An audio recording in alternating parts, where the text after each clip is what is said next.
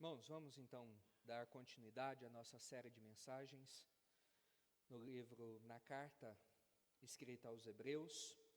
E depois de já analisarmos o capítulo 1 e o capítulo 2, nós hoje entramos no capítulo 3 e procuraremos então, nesses 6 versículos, entendermos aquilo que o Senhor tem a ensinar para esses irmãos que receberam essa carta, bem como a todos nós, Igreja do Senhor, que aqui estamos.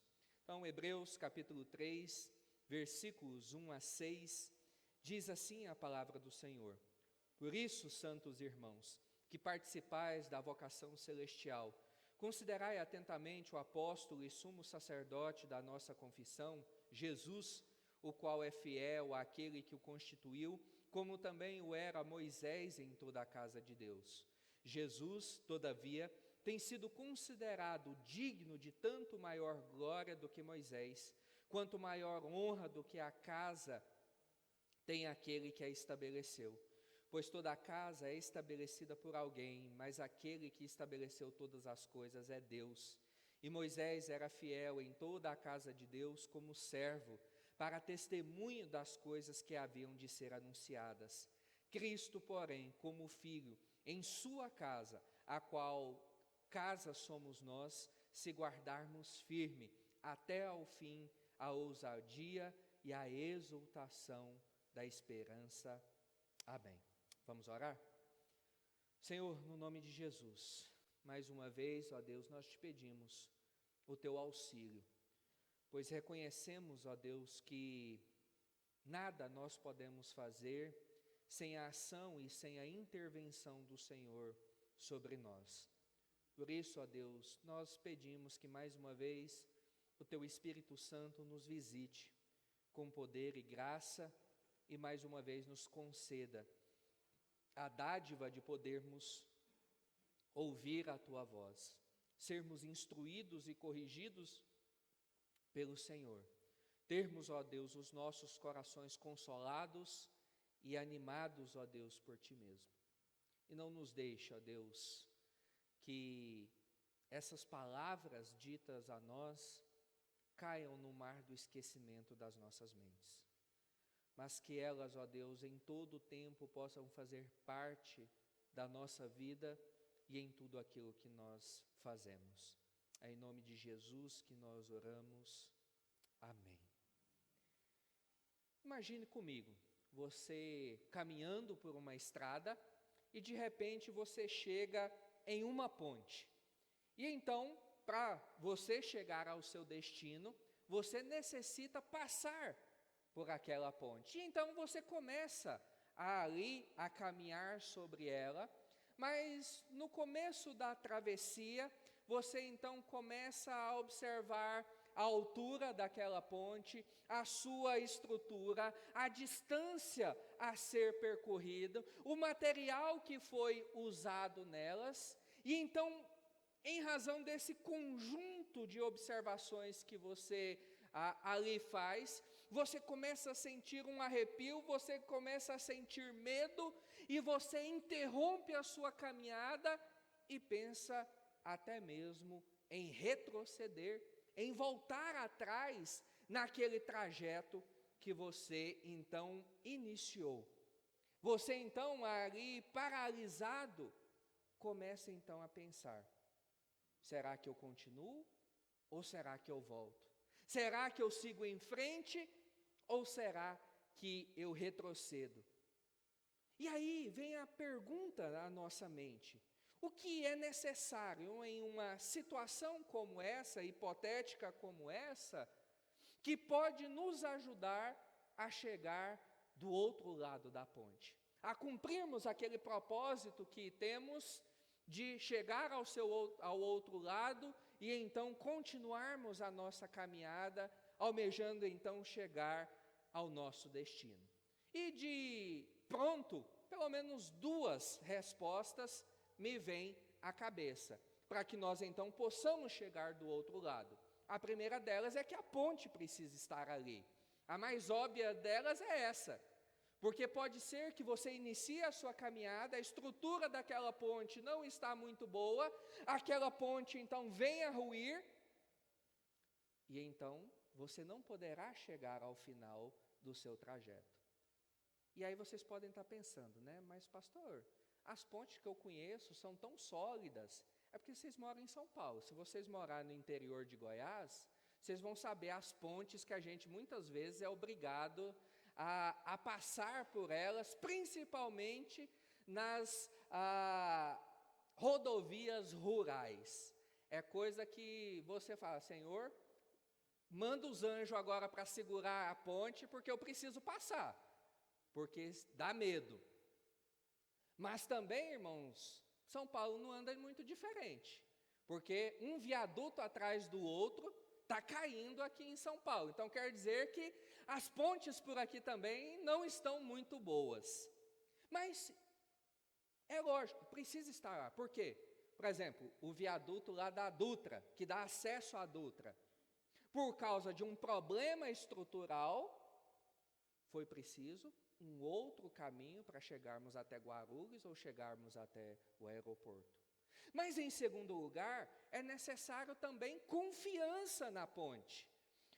A ponte ela precisa estar nas melhores condições possíveis, porque ela pode ter passado por uma reforma recente, possa estar tudo certinho, mas se você não confia naquela ponte, você não vai atravessá-la. Por mais conclusões que eu chegue, que eu posso sim passar por ela, mas se eu não tiver confiança nela, eu não vou atravessar. Ou seja, é necessário que uma realidade externa, ela então, junto com uma realidade interna, elas então se comunguem para que a gente consiga seguir adiante. Ou seja, não basta só eu chegar à conclusão de que a ponte está em perfeitas condições. Eu preciso confiar nela para que eu vá adiante e percorra o meu trajeto. E todos nós, irmãos, ao longo da nossa caminhada, já passamos por momentos como esses em nossas vidas, onde começamos algo, mas em razão de circunstâncias ao nosso redor, nós não continuamos. Nós retrocedemos na nossa caminhada. E o autor dessa carta aos Hebreus está preocupado com cristãos, com irmãos destinatários dessa carta, pois eles estavam incorrendo no perigo de retroceder, de não ir adiante, de voltar na sua caminhada cristã. Ou seja, o autor, por meio dessa porção que nós acabamos aqui de ler, ele deseja que esses irmãos guardem a fé até o fim, com ousadia e com exultação, de que não se desfaleçam ao longo da caminhada, de olhar para a realidade ao redor e não sentir confiança naquela realidade, pensarem em voltar para o judaísmo, pensarem em desistir dessa caminhada e voltar para o rudimento da fé deles. O intento aqui do autor aos Hebreus é animar esse povo, é trazer essa sensação de ânimo a esses destinatários e dizer a eles: siga em frente, vão adiante, não desistam da caminhada. E então, pensando, qual é a melhor forma de animar esses irmãos? Como eu posso trazer esse ânimo a eles para que eles não desistam? E então o autor chega que a melhor forma de animar esses irmãos, de motivá-los a continuar adiante, para que eles não desistam e cheguem do outro lado da ponte, é falar a respeito de Cristo. O autor, ele entende que essas pessoas necessitavam conhecer mais a respeito de Cristo. E não quer dizer que eles já não conhecessem, mas que eles necessitavam conhecer ainda mais, crescer no conhecimento de quem é Cristo, para que então a fé dele fosse de uma vez por toda fortalecida, e então eles seguissem adiante. É por isso que no versículo 1 o autor diz: por isso, santos irmãos, que participais da vocação celestial, considerai atentamente o apóstolo e sumo sacerdote da nossa confissão, Jesus. O autor aos Hebreus, ele entende que somente um conhecimento aprofundado de quem Cristo é, pode nos levar à certeza da verdade. E uma vez chegando à certeza dessa verdade, mesmo em meio às dificuldades da caminhada, nós não iremos retroceder. Pelo contrário, nós vamos seguir firmes em frente. Mesmo as estruturas da ponte não estando tão boas, mesmo as condições parecendo não ser as melhores, nós vamos em frente. Nós não vamos retroceder. Nós não vamos voltar. E por que isso? Porque Cristo foi e ainda continua sendo encarregado de toda a obra de Deus. Esse é o primeiro argumento levantado pelo autor nessa porção que lemos. Que a razão pela qual esses irmãos tinham de seguir adiante, de não retroceder, e que nós hoje também temos para seguir adiante e não retrocedermos, diante das dificuldades, da perseguição, ou seja lá o que for, é que Cristo foi e ainda continua sendo, inclusive hoje, o encarregado de toda a obra de Deus na história. E a figura que o autor aqui ele utiliza é a figura da casa. Ele fala da obra de Deus como uma casa, ele usa a casa como uma metáfora. E o autor lá no versículo 6, ele diz que essa casa somos nós, ou seja, a igreja do Senhor Jesus Cristo. Então o Senhor, ao edificar a sua igreja, como alguém que edifica uma casa, Ele constitui a Cristo como supervisor, mas também como obreiro dessa obra do Senhor. Cristo não é só aquele que está ali para ver se tudo está sendo feito tudo certinho, dentro dos padrões, se o projeto ele está sendo cumprido nos mínimos detalhes. Cristo é aquele que também está trabalhando nessa obra, que está ali fazendo parte da construção desse edifício, dessa casa que somos nós. Só por isso aqui, irmãos, nós já teríamos motivo de sobra para não desistirmos da nossa caminhada, para não pensarmos em voltar para a nossa velha vida,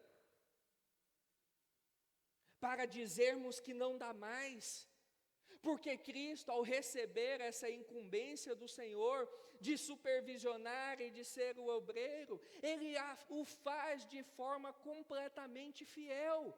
Cristo não é como nós, que muitas vezes com o projeto na nossa mão, com todas as instruções de como a coisa deve ser feita, dizemos, não, vou chegar meio metro para cá.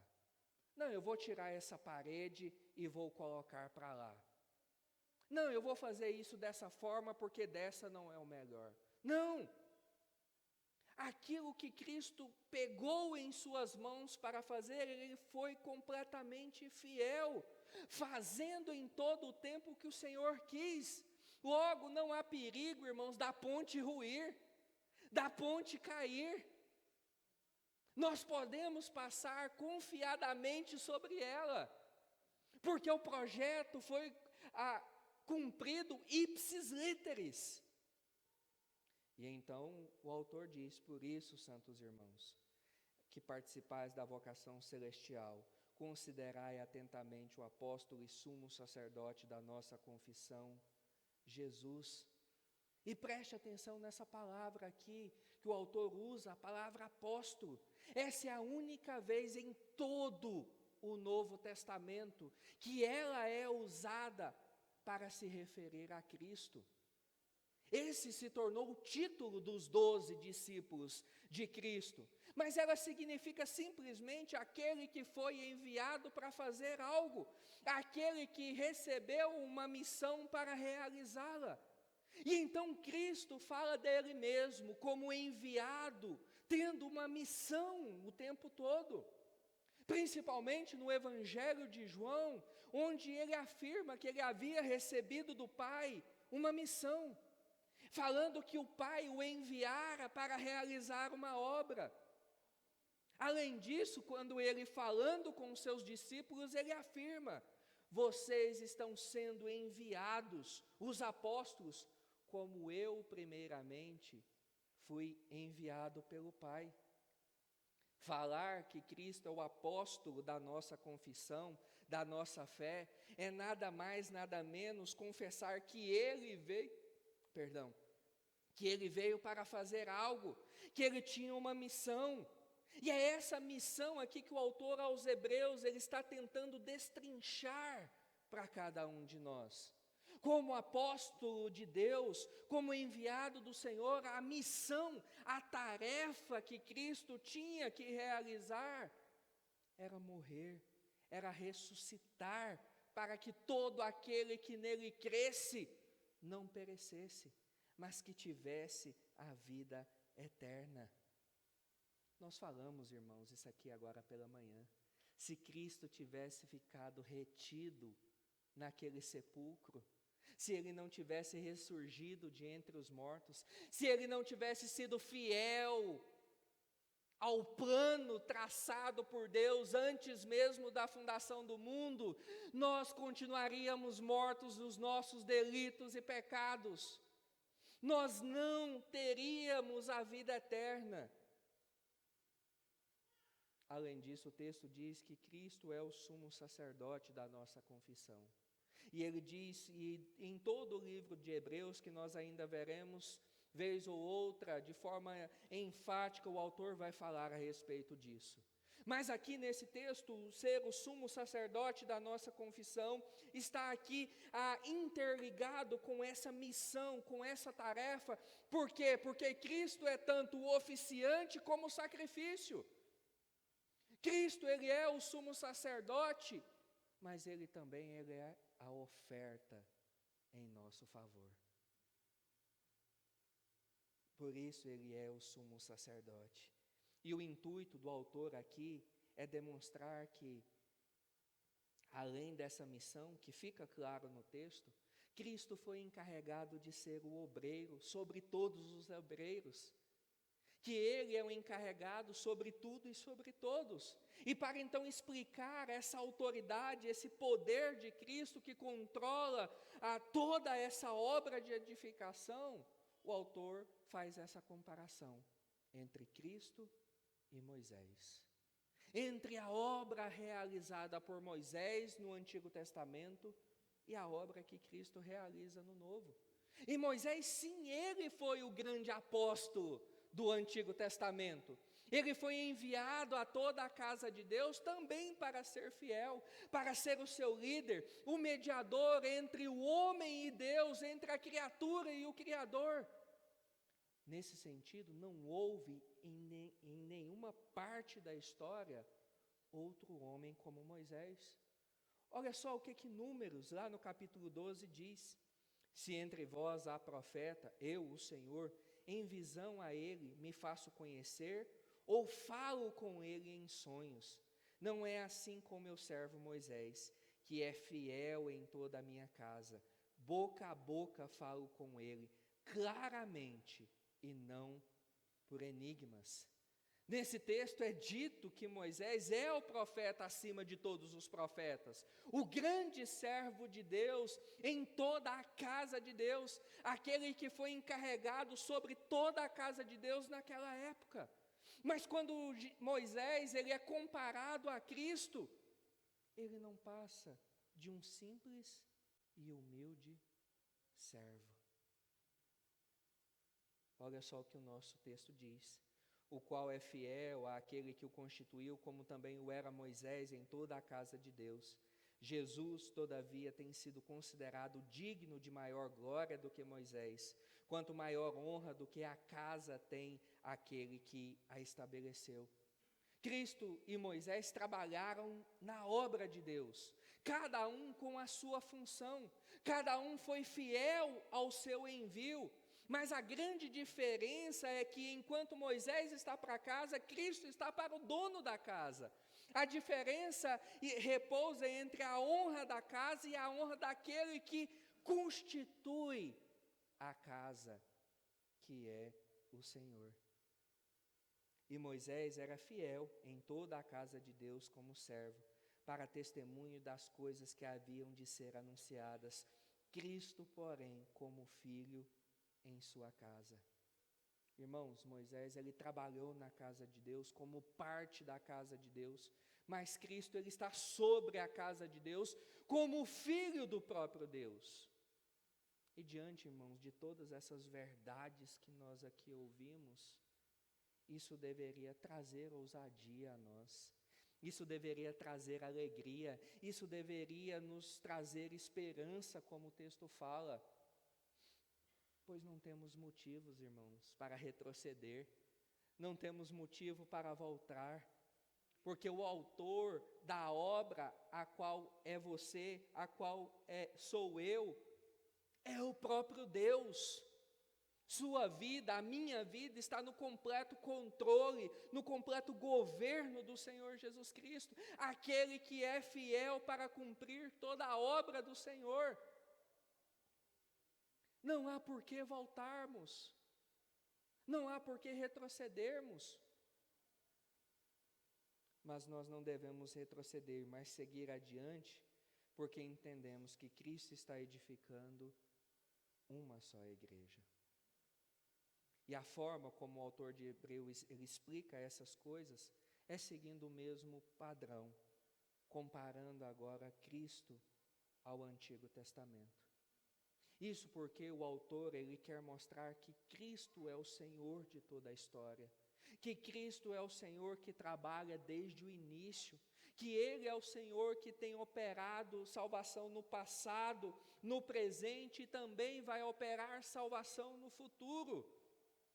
Irmãos, esse Senhor que você crê que é o apóstolo e o sumo sacerdote da sua confissão, Ele não começou a realizar essa obra agora, Ele não começou a operar somente a partir do dia em que Ele se encarna, mas Ele está operando e trabalhando salvação, operando essa obra por todas as eras. É por isso que o autor vai sempre olhar para o Antigo Testamento, e vai comparar Cristo com pessoas, com leis, com poesias, com instituições, com todo o sistema do Antigo Testamento.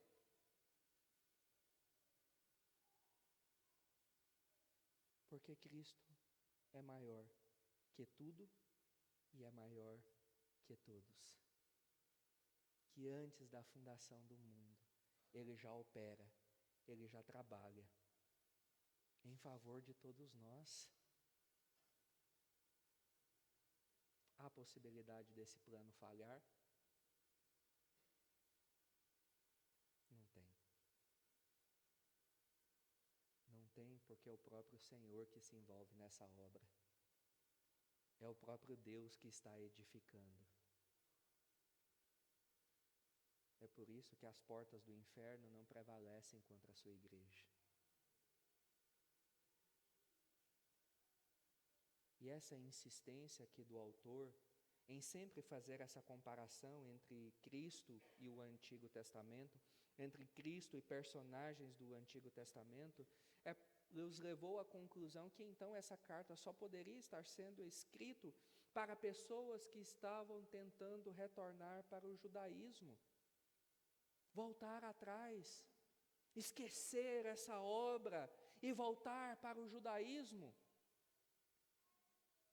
Mas também, irmãos, nós devemos entender que essa verdade é também para cada um de nós. Nós também precisamos ouvir a respeito dessa verdade, recebermos essas mesmas explicações, essas mesmas comparações do que qualquer outro cristão ao longo de toda a história.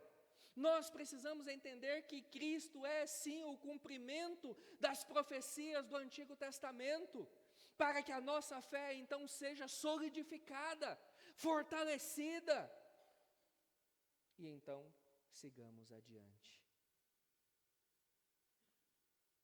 E é por isso, e a pergunta, por que nós precisamos compreender essas coisas? É porque a história do Antigo Testamento é a nossa história. Nós não somos o plano B de Deus. Não há uma história do Antigo Testamento e uma história no Novo Testamento. Essa é somente uma divisão cronológica, porque a história é a mesma. Ela é una. Todos os personagens do Antigo Testamento fazem parte da nossa história. É por isso que, para conhecermos a Cristo com maior clareza, é necessário entendermos a história do povo de Deus. O porquê daquilo que está no Novo Testamento. Para entendermos, nós precisamos entender a história desde o começo, desde Gênesis. No princípio criou Deus o céu e a terra, e ali se dá início à história do povo de Deus. Porque Cristo, ele não entrou no meio da história, ele não pegou o bonde já andando, ele não começou a sua obra recentemente. Tudo o que ele faz, tudo o que ele revela, quem ele é, tem uma bagagem enorme por trás. É por isso que o autor vai falar a respeito do Novo Testamento. É como se, voltando para a metáfora da ponte, nós estivéssemos lá embaixo e agora olhássemos para a ponte e começássemos a analisar a sua estrutura. Passássemos a analisar como essa ponte ela foi construída, como ela chegou a ser aquilo que ela é, para de fato chegarmos à conclusão se ela é sólida ou não. Por isso, irmãos, que o autor ele nos chama para olhar para o Velho Testamento, porque é lá onde está a estrutura, os rudimentos da ponte, para que então, olhando para as estruturas dessa ponte, conhecendo-a detidamente, possamos seguir adiante, ir em frente. Lembre-se, como nós falamos lá no começo, conhecimento gera confiança, conhecimento gera amor e dedicação ao Senhor. Logo, conhecer o Antigo Testamento nos leva a crer em Cristo com maior qualidade e com mais clareza. Em virtude disso, o autor aos Hebreus nos chama a considerar a Cristo logo no versículo 1. E então passa a fazer essa comparação entre Cristo e Moisés. Mas perceba, os dois trabalharam na mesma casa. A casa é a mesma, Moisés trabalhou e aqui Cristo trabalha, sobre a qual ele é fiel. E por quê? Porque não existem duas casas. Não existe a igreja do Antigo Testamento e a igreja do Novo Testamento. Uma igreja que Deus está preparando para os judeus e uma igreja que Deus está preparando para os gentios. Olhar para a história e vermos Cristo edificando a sua casa, na própria história, nos ajuda a entender com mais especificidade, com maior clareza, como o Senhor tem, de forma maravilhosa, construído a sua igreja.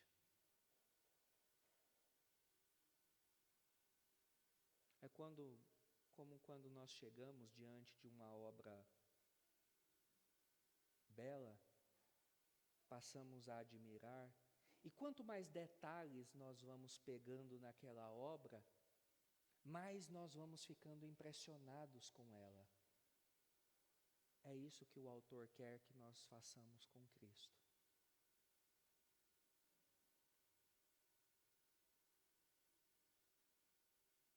Focarmos nos detalhes, na estrutura, como tudo chegou até aqui.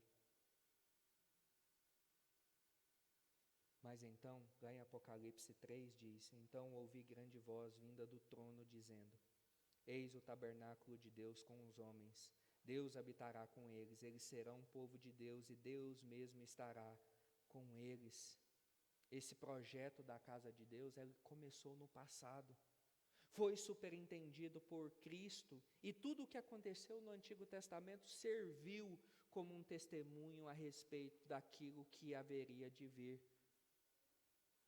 E assim, se por um lado nós temos e vimos que Cristo é fiel e governa sobre toda a casa, tem domínio sobre toda a casa, casa essa que é uma só, não existe outra sendo construída por Deus, nós então devemos entender que Cristo utiliza servos nessa casa. Que o Senhor utiliza pessoas, o Senhor utiliza instrumentos como eu e você nessa edificação. E veja só, irmãos, o quanto é fantástico essa comparação entre Cristo e Moisés. Imagine só se em um dado momento o Senhor resolva comparar você a Jesus.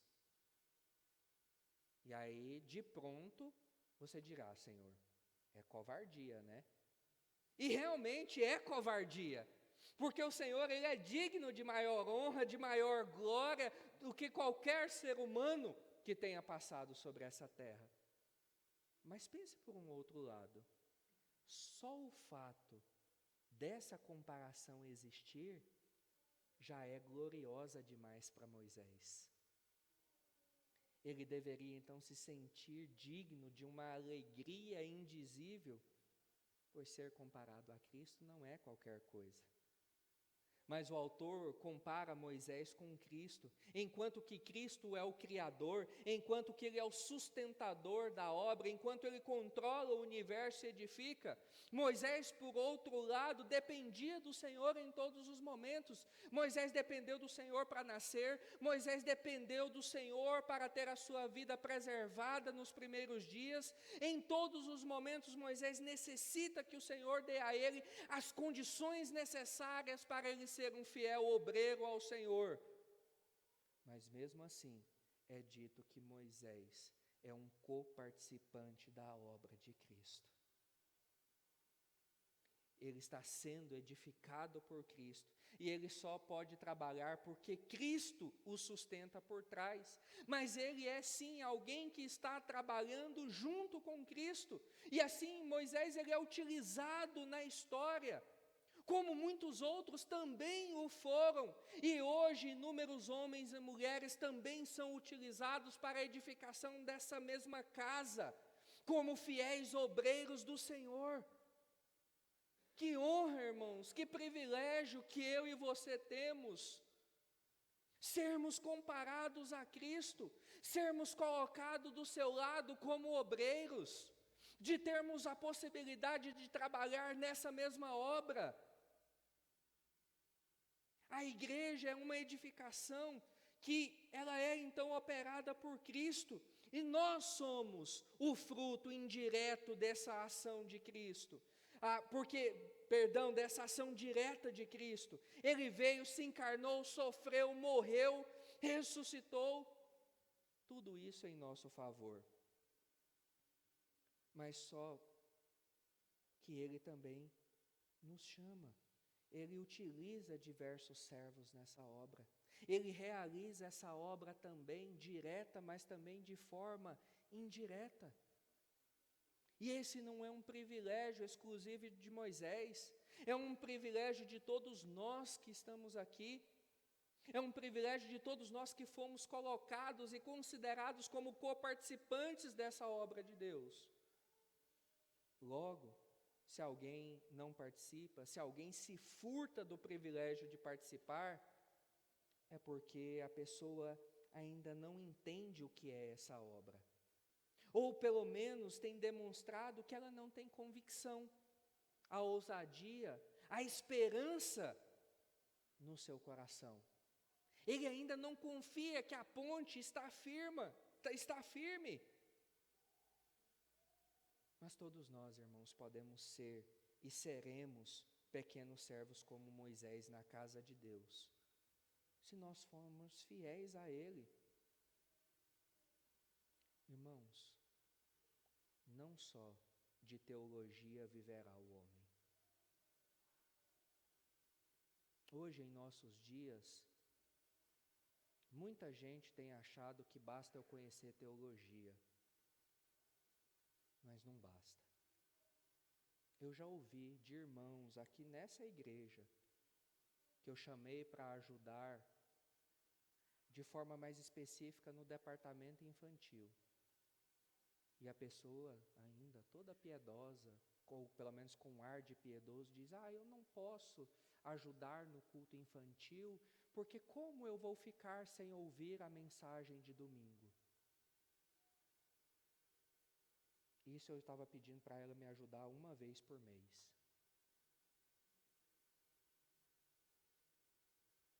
Isso mostra um senso de egoísmo imenso, porque ela está preocupada somente com o seu próprio crescimento. Os outros que vão às favas.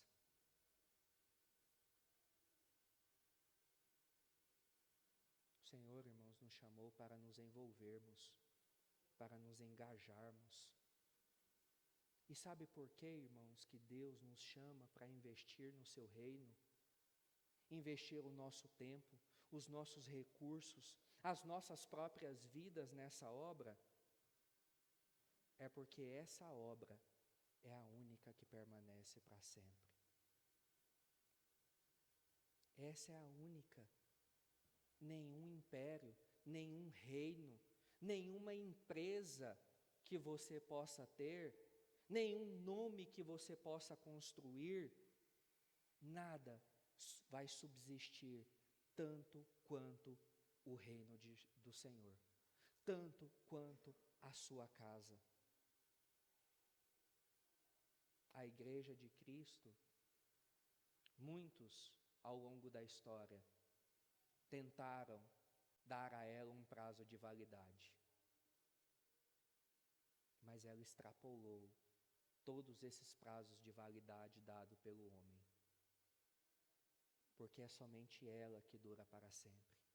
Logo, invista, se envolva, participe daquilo que dura para sempre. Não fique, meu irmão e minha irmã, sentado aí no seu banquinho, engordando de teologia. Teologia, sim, é necessário, mas ela é útil quando você pega ela e aplica na vida da igreja. Você ficar aí no banco com 200 quilos de teologia de peso, mas se isso não é usado para o reino, não vai servir de nada. Teologia, até o diabo sabe. E ele sabe muito mais do que nós. Por isso, se você já entendeu o seu papel nessa história que o Senhor está construindo, em você e por meio de você, siga em frente, persevere até o fim. Mas se você ainda não entendeu o seu papel, se você ainda não tem se visto como um coparticipante dessa obra que o Senhor está realizando, ou se você até iniciou a caminhada sobre essa ponte, mas parou ou está pensando em retroceder, graças a Deus, porque ainda há tempo. Ainda há tempo para você se arrepender. Ainda há tempo para você entender o seu papel. Ainda há tempo para você também seguir em frente, perseverando até o fim. Que o Senhor nos abençoe.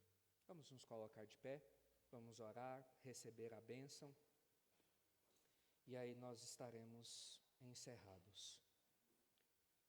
Ó Deus, diante da palavra do Senhor e da Tua verdade ensinada a nós, a única coisa, ó Deus, que nos resta, e nós somos gratos porque ainda nos resta, é pedir perdão ao Senhor.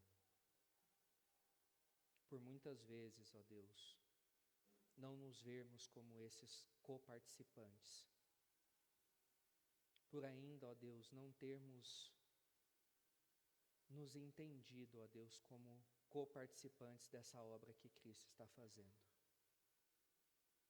Algo que deveria, ó Deus, ser enxergado por nós como motivo de alegria, de honra, sermos esses instrumentos nas mãos do Senhor, muitas vezes, ó Deus, nós enxergamos como um fardo, como um peso, como algo que eu não sou obrigado a me envolver. E por isso, ó Deus, eu peço perdão. E peço a Deus que, por meio da instrumentalidade da Tua Palavra, as nossas mentes sejam transformadas. E de fato, ó Deus, nós possamos entender o nosso papel na Igreja do Senhor. É em Teu nome, ó Cristo, que oramos. Amém. E agora, irmãos, que a graça do nosso Senhor e Salvador Jesus Cristo, o amor de Deus, o nosso Pai, as ternas e eternas consolações do Espírito Santo de Deus, repousem sobre vós e sobre todo o povo de Deus espalhado sobre a face da terra, hoje e para todo sempre. Amém.